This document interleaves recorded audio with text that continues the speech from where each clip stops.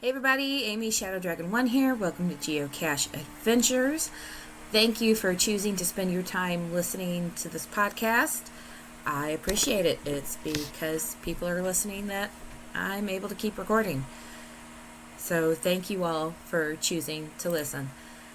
So today I'm going to highlight a couple of caches. I was playing around on Google Earth and I found some interesting places, and then I looked them up to see if they had geocaches, and these ones did.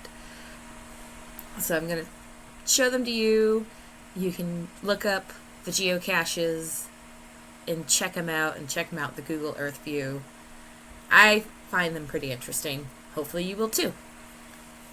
So this first one, there are two geocaches near it. And the first one is called Volcano Cache GC682J6 and Path to the Volcano GC682H2. So I found this interesting because you have an island, okay? And on that island there is a lake. And in that lake there is another island.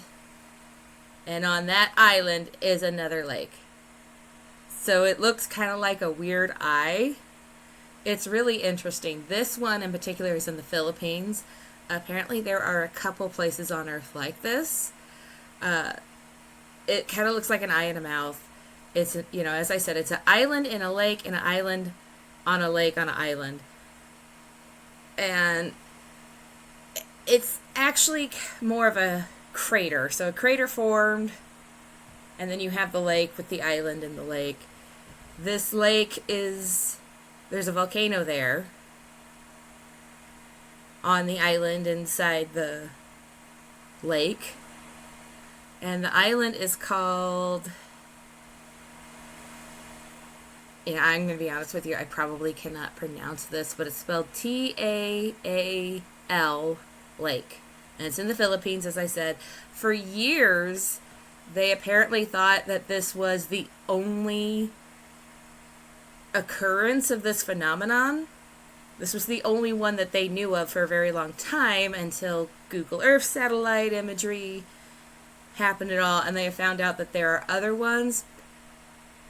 They thought this was the largest for a very long time.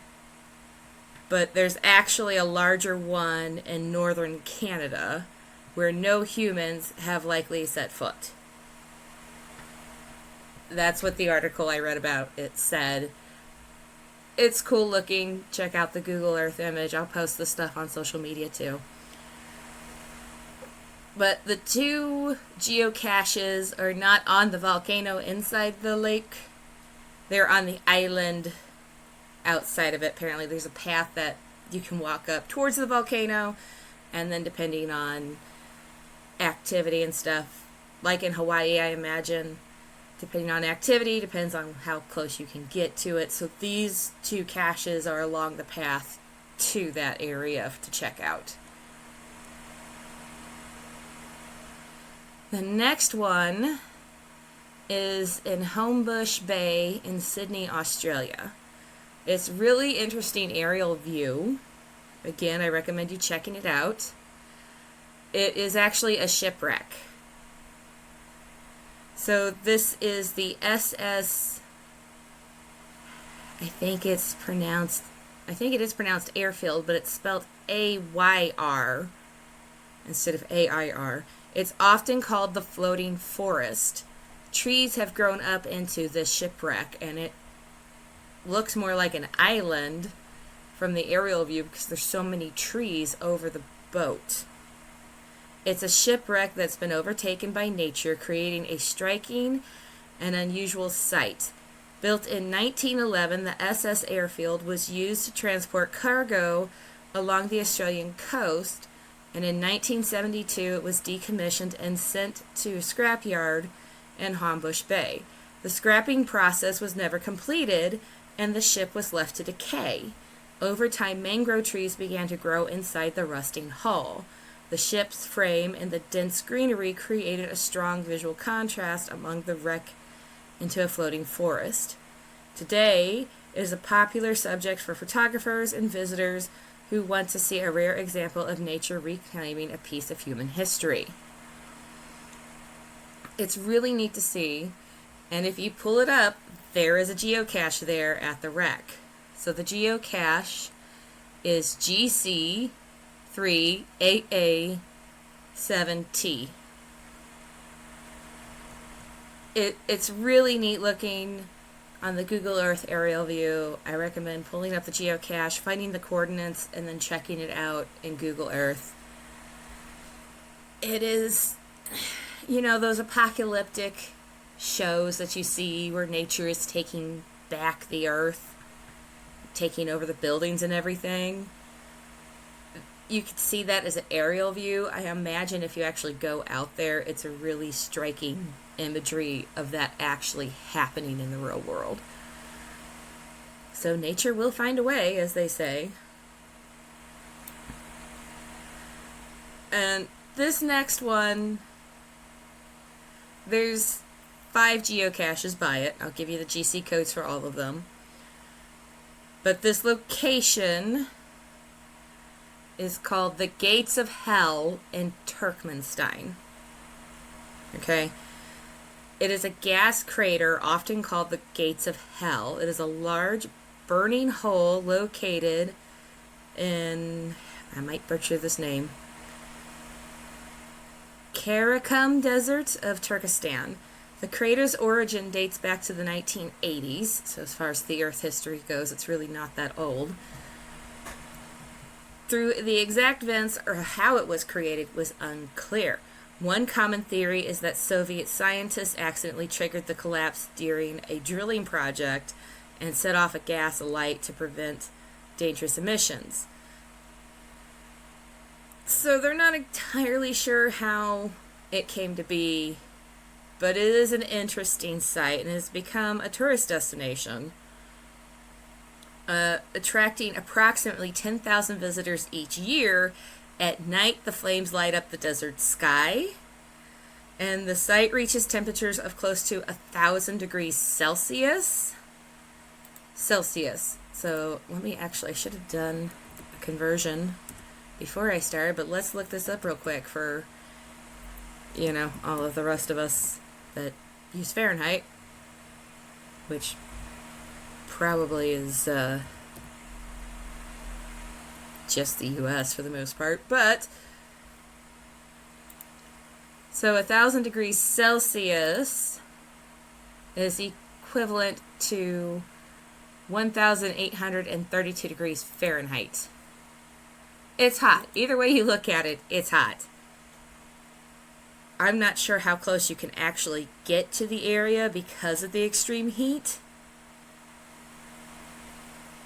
but it is insane. The fires burn without producing smoke, apparently, which is unusual and interesting.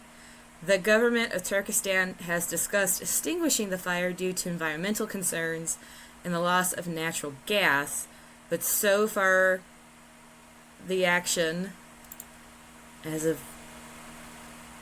this, it has not happened. So who knows if they're going to ever put that out. But it sounds crazy. And if you look at Google Earth, it literally is just looks like a ring, a big circle, fairly uniform circle, considering. And you can see the paths up to it and all in the Google Earth image. And it's just a black circle for the most part. So I can understand between it being just this black void from an aerial perspective and then the flames. I understand where it gets the name Gates of Hell. But it has a couple different geocaches right there by it. So the two closest ones, which are within feet, they're both earth caches. One is 52 feet away from the center of the hole, essentially, the Google Earth point. And it is GC23HNZ. That's called the Door to Hell. It is an earth cache.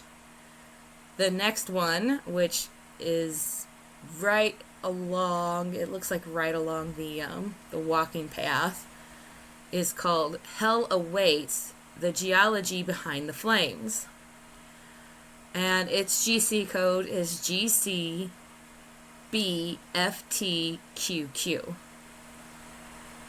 And then there are a couple that are along the way to it. So this one is 0.2 miles from the Google Earth pin, and it is a traditional cache.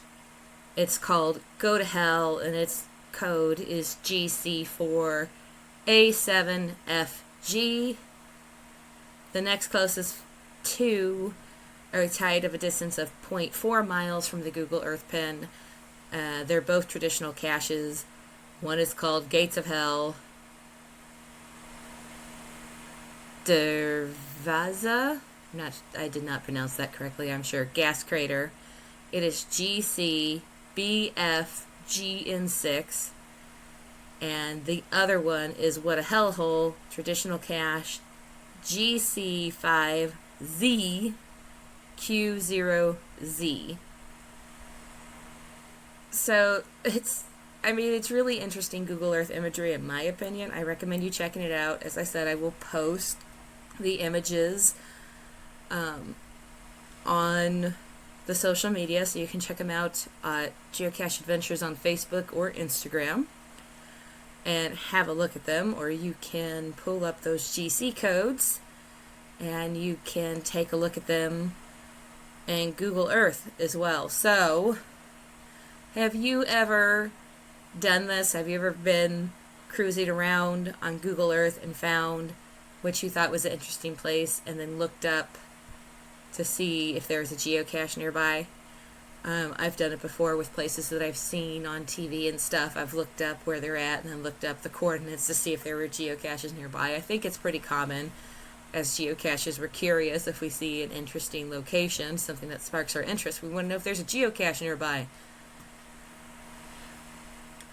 So that's what I did. And I really like Google Earth. It's fun to just play around on it and see these interesting places that you might not see otherwise. We live in an amazing era of technology where we can do this and we can check it out, because I probably would have never known about this gate to hell or the shipwreck or the island in a lake on an island in a lake in the Philippines. I mean, they're pretty cool. So while geocaching is a great way to explore the world, so is Google Earth, and you can use Google Earth to find interesting places that may have geocaches that you may want to go to. So I recommend checking them out. If you have found any of these geocaches, I would love to hear your story and what it was like to be there in person. So you can hit me up on Instagram or Facebook or at geocache.adventures.podcast@gmail.com. And let me know if you've been to these places or similar places. I would love to hear that. So that's what I've got for this episode. I like these cache highlights. It's fun to highlight geocaches in different places of the world, maybe ones that we would have never heard of before.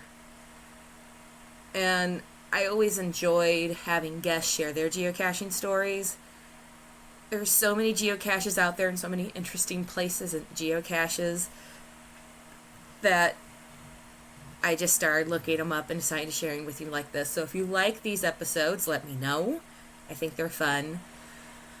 If you want to support the podcast, please leave a 5-star review on Spotify or Apple Podcasts. That helps people find the podcast. The more positive reviews, the more visible it becomes. Or better yet, tell some friends about it that you think might enjoy it so they can start listening to it. If you are listening on Spotify, you can leave comments on the episodes. It also posts to YouTube, so if you're watching on YouTube, of course, you can comment on the video. So thank you guys for listening and or watching, whichever one, however you consume the podcast. I really appreciate you spending your time consuming this, and I hope you all have a great day.